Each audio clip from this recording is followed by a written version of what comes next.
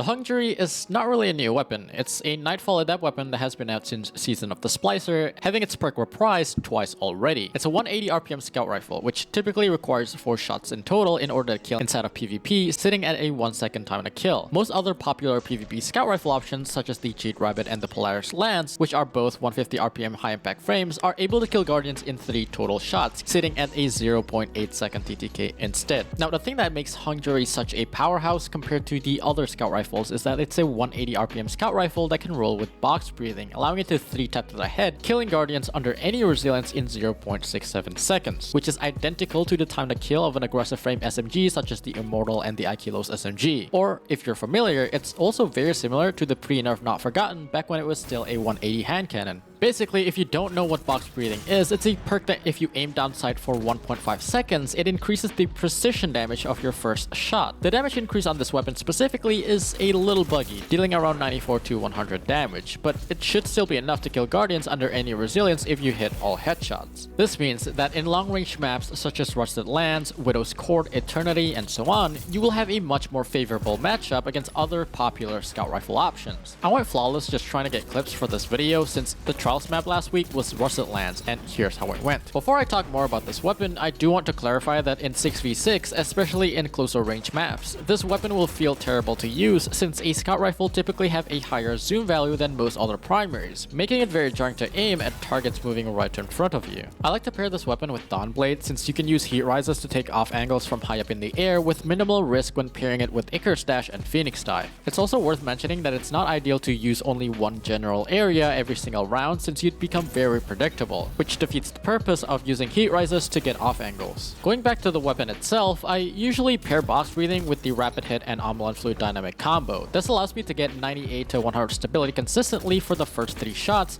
since Omolon Fluid Dynamic provides up to 20 stability for the top 50% of your magazine, which decreases linearly. This is where rapid hit comes in, since it can compensate for the stability I'm losing when I start shooting the first few shots, giving me back the stability I lost from Omolon Fluid Dynamics just from hitting headshots. Personally, I value stability very much since it just makes your shot much more consistent. Stability not only decreases the recoil of the weapon, but it also reduces flinch. Stability also influences your aim assist degradation, taking the full advantage of the weapon's aim assist over consecutive shots. However, if I'm being honest, you probably don't need 100 stability. Going for something like Fluted Barrel and a Handling Masterwork can probably make the weapon feel much better, especially without the help of Ophidian Aspect. I can also swap to No Distractions, which activates 0.5 seconds faster than box breathing, reducing incoming flinch by 35%, making it harder to miss in a 1v1 engagement against other scout rifles. Definitely a good alternative perk to rapid hit. Anyways, we're very close to 60,000 subscribers, so if you found this video interesting, consider clicking that subscribe button. But regardless, thank you guys so much for watching, and I'll see you guys next time.